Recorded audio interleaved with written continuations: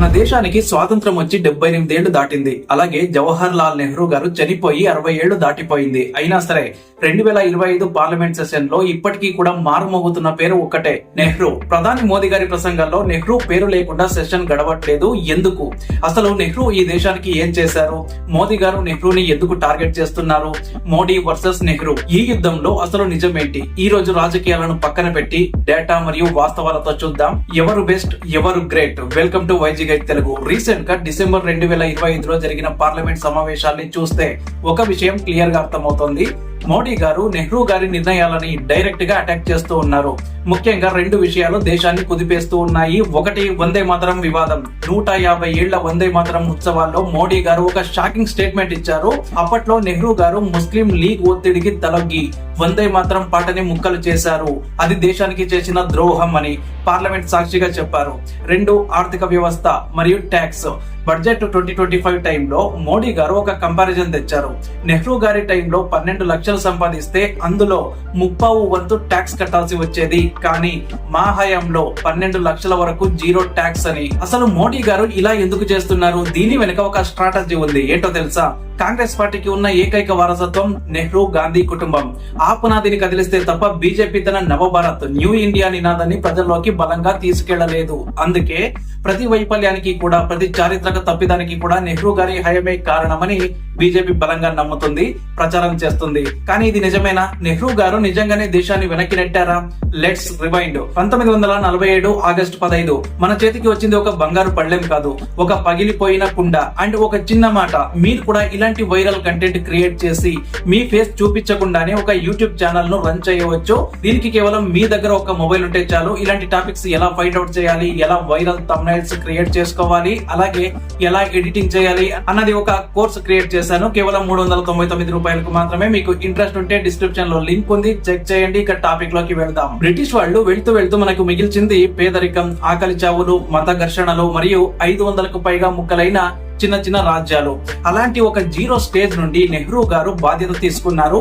నెహ్రూ గారు దేశానికి ఏం చేశారు అని అడిగే వాళ్ళు ఈ 5 విషయాలు ఖచ్చితంగా తెలుసుకోవాలి. ఒకటి, ప్రజాస్వామ్య పునాది, ఫౌండేషన్ ఆఫ్ డెమోక్రసీ.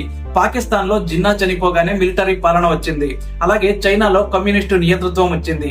కానీ నెహ్రూ గారు మాత్రం నా తర్వాత నా కూతురు కాదు, ప్రజలు ఎన్నుకున్న వాడే రాజు అని గట్టిగా నిలబడ్డారు. ఈ రోజు మనం మోడీ గారినైనా రాహుల్ గారినైనా స్వేచ్ఛగా విమర్శించగలుగుతున్నామంటే ఆ రోజు నెహ్రూ గారు వేసిన డెమోక్రసీ అనే పునాదే కారణం. రెండు, ఆధునిక దేవాలయాలు అంటే ఇన్స్టిట్యూషన్స్. ఈ రోజు ప్రపంచాన్ని ఏలుతున్న సుందర్ పిచాయ్ గూగుల్, అలాగే సత్య నాదెళ్ల మైక్రోసాఫ్ట్, చదువుకున్న ఐఐటీలు, మేనేజ్మెంట్ పాఠాలు చెప్పే ఐఐఎంలు, అంతరిక్షంలో జెండా పతిన ఇస్రో, అలాగే అణుశక్తిని పెంచిన బిఏఆర్సి, ఇవన్నీ కూడా నెహ్రూ గారి విజన్ వల్లే పుట్టాయి. అప్పట్లో తిండికే గతి లేదు, సైన్స్ ఎందుకు అని ఎంతో మంది అడిగారు. కానీ సైన్స్ లేకపోతే ఫ్యూచర్ లేదు అని నమ్మింది నెహ్రూ గారే. అండ్ మూడు, భాషా ప్రయుక్త రాష్ట్రాలు అండ్ ఐక్యత. భాష కోసం గొడవలు జరుగుతున్నప్పుడు, దేశం మళ్లీ ముక్కలవుతుందేమో అని భయపడుతున్నప్పుడు నెహ్రూ గారు సర్దార్ పటేల్ గారితో కలిసి దేశాన్ని ఒక్కటిగా ఉంచారు.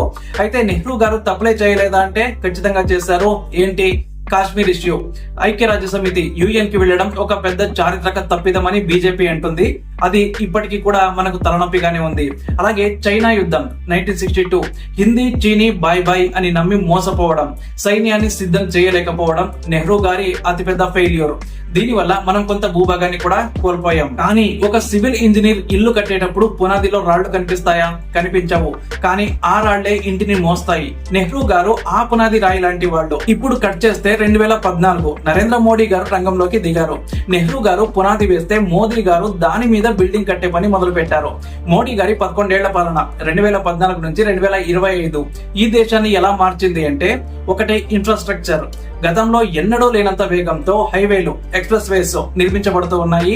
అలాగే వందే భారత్ ట్రైన్స్, కొత్త ఎయిర్పోర్ట్స్, అలాగే కాశ్మీర్ లో ప్రపంచంలోనే ఎత్తైన రైల్వే బ్రిడ్జ్, ఇవన్నీ కూడా కళ్ల ముందు కనిపిస్తున్న అభివృద్ధి. దేశం నలుమూలలా కూడా కనెక్టివిటీ పెరిగింది.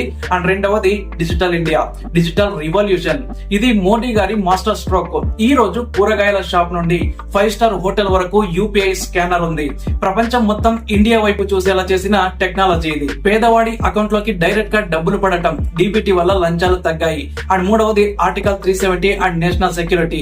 70 ఏళ్లుగా కాశ్మీర్ కి ఉన్న ప్రత్యేక హోదా ఆర్టికల్ 370 రద్దు చేయడం మోడీ గారి గట్స్ కి నిదర్శనం. అలాగే పాకిస్తాన్ మీద సర్జికల్ స్ట్రైక్ చేయడం ద్వారా ఇండియా మారిన దేశం, కొడితే తిరిగి కొడతాం అనే మెసేజ్ ప్రపంచానికి ఇచ్చారు. And 4 global image. G20 సదస్సుని ఇండియాలో నిర్వహించిన తీరు, రష్యా ఉక్రెయిన్ యుద్ధంలో ఇండియా స్టాండ్, ఇవన్నీ కూడా మోడీ గారి ఫారిన్ పాలసీ విజయాలు. విశ్వగురుగా భారత్ ఎదగాలని ఆయన తపన పడుతూ ఉన్నారు. అయితే మోడీ గారి పాలనలో లోపాలు లేవా? ఉన్నాయి. ఏంటి? నిరుద్యోగం, అన్ఎంప్లాయ్మెంట్ ఇంకా ఒక పెద్ద సమస్యగానే ఉంది. అలాగే మణిపూర్ లాంటి రాష్ట్రాల్లో జరిగిన అల్లర్లు, మీడియా స్వేచ్ఛ తగ్గిందనే విమర్శలు మరియు ప్రతిపక్షాలు లేకుండా చేసే రాజకీయాలు, ఇవి మోడీ గారి పాలనపై ఉన్న మచ్చలు. ఇప్పుడు అసలు విషయం, వీరిద్దరిని పోల్చడం కరెక్టేనా?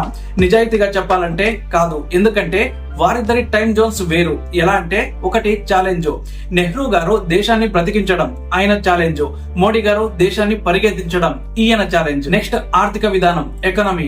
నెహ్రూ గారికి సోషలిజం. అప్పట్లో ప్రైవేట్ కంపెనీల దగ్గర డబ్బు లేదు, అందుకే ప్రభుత్వమే ఫ్యాక్టరీలు కట్టాల్సి వచ్చేది. అలాగే మోడీ గారికి క్యాపిటలిజం అండ్ ప్రైవేటైజేషన్, అంటే గవర్నమెంట్ బిజినెస్ చేయడం కాదు, బిజినెస్ చేసే వాళ్ళకి సపోర్ట్ ఇవ్వాలి అనేది ఈయన సిద్ధాంతం. అందుకే మేక్ ఇన్ ఇండియా వచ్చింది. ఇక రాజకీయంగా చూస్తే నెహ్రూ గారిది అందరినీ కూడా కలుపుకుపోయే తత్వం, విమర్శించే వాళ్ళని కూడా క్యాబినెట్ లో పెట్టుకున్నారు. ఇక మోడీ గారు దూకుడు స్వభావం, అగ్రెసివ్, అంటే ప్రత్యర్థులని రాజకీయంగా తొక్కిపెట్టి తన ఐడియాలజీని ఇంప్లిమెంట్ చేసే స్టైల్. మోడీ గారు పార్లమెంట్ లో నెహ్రూని విమర్శించడం అనేది ఒక పొలిటికల్ గేమ్. కానీ వాస్తవం ఏంటంటే, నెహ్రూ కట్టిన ఐఐటిలో చదువుతున్న ఇంజనీరే ఈ రోజు మోడీ గారి డిజిటల్ ఇండియాని నడిపిస్తూ ఉన్నాడు. నెహ్రూ స్థాపించిన ఇస్రో నుండే మోడీ గారి హయాంలో చంద్రయాన్ 3 నింగిలోకి దూసుకెళ్లింది.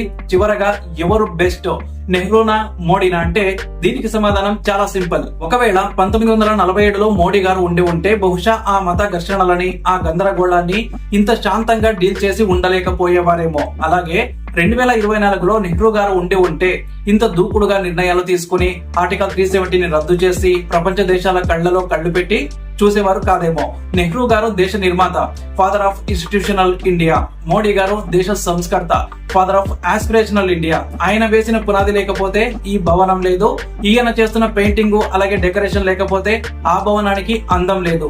రాజకీయ నాయకులు ఓట్ల కోసం గొడవలు పడొచ్చు, కానీ ఒక సామాన్య భారతీయుడిగా మనం గుర్తించుకోవాల్సింది ఏంటంటే, మన దేశం గెలిచింది. నెహ్రూ కలలు కన్న భారతం, మోడీ ఆచరణలో పెరుగుతున్న భారతం రెండు కలిస్తేనే 2047 నాటికి వికసిత్ భారత్ సాధ్యం. మీ ఉద్దేశంలో ఎవరు బెస్ట్? నెహ్రూ చేసిన తప్పులు పెద్దవా, మోడీ చేసిన మార్పులు గొప్పవా? కింద కామెంట్ సెక్షన్ లో ఖచ్చితంగా మీ అభిప్రాయాన్ని తెలియజేయండి. వీడియో నచ్చితే లైక్ చేయండి, షేర్ చేయండి. జై హింద్.